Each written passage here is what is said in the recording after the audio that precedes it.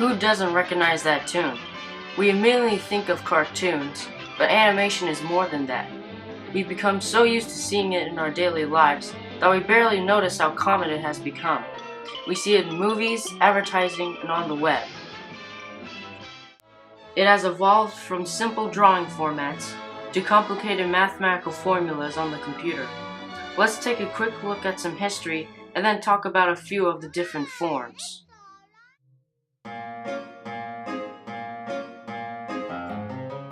Animation has its roots all the way back to ancient times, as people put history into pictures rather than words. Early animation involved sequential images, drawings, or photographs that were viewed quickly, one at a time, giving the effect of movement. Early devices for this were the zoetrope and the praxinoscope. Most of these early machines involved a spinning cylinder. These devices changed gradually to cinema screenings in the early 1900s. Thomas Edison created the kinetoscope in 1888. Edison was able to see a bigger picture by combining early moving image machines and photography. This would lead him to invent early cinema projection devices. With the explosion of cinematography around the world, it's really hard to say who or where the first animator was. Several individuals created stop-frame animation in the late 19th century. George Méliès was a magician turned filmmaker who was known for his early trick films. His most famous and successful film was A Trip to the Moon. Only after entering the 20th century can we start to distinguish animation history from cinema history. Although there are many types of animation, I'm going to focus on a few. Flipbook, claymation, Lego stop motion, and computer animation. Flipbooks are one of the most simplest forms of animation. Anyone can go to the store and buy a notebook and create one themselves. Flipbooks rely on a persistence of vision. This is where multiple images come together and create the illusion of motion. Here's an example of one I've made.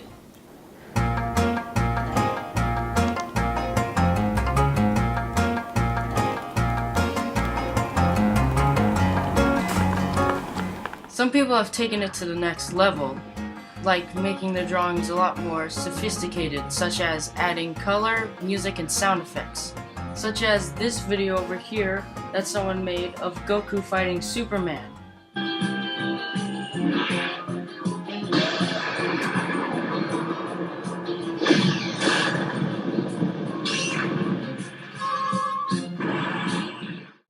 Claymation and stop-motion animation is pretty much the same thing. Claymation refers to clay or other moldable type of materials used. It is probably one of the oldest forms of animation.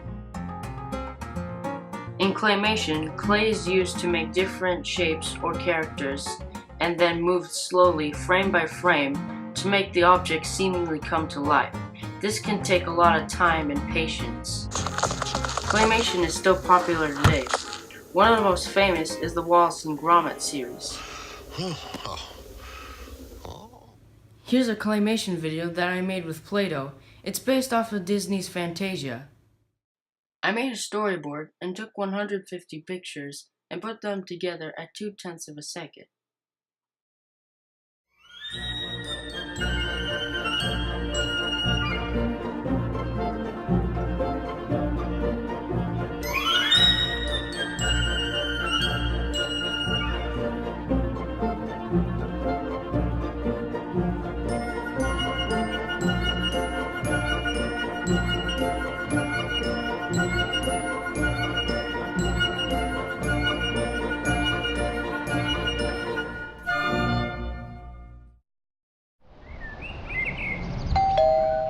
Lego bricks have been around since the 1950s. Lots of kids have grown up playing with them, but in the last 10 years, they have become an obsession for many people. There are Lego theme sets, video games, and even theme parks. Someone was sure to want to turn them into animated movies.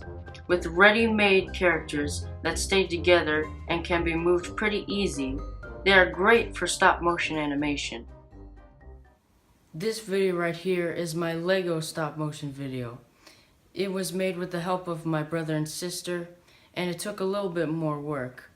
With over 200 pictures, and with special effects as well. Here it is.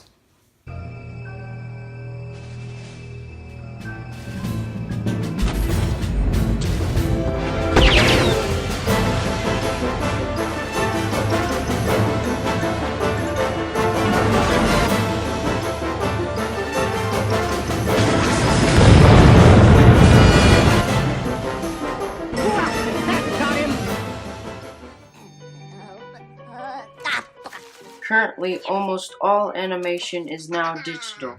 This is the process of creating animated characters or objects by digital means. This is often called computer animation or CGI animation. Digital animation uses transformational geometry to create moving images with translation, rotation, and reflection. Using midpoints, we can smooth out the surfaces of objects. Thankfully, the computers can do all the math for us.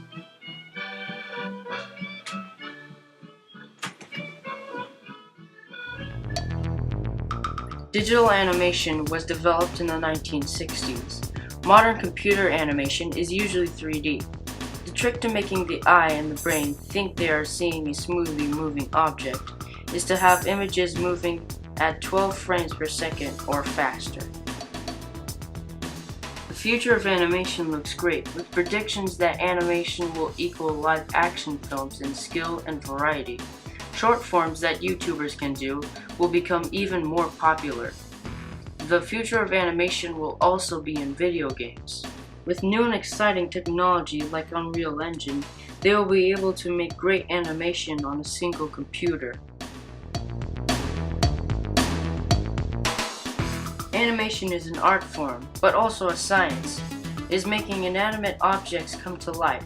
We see it everywhere, and it will continue to be a part of our daily lives.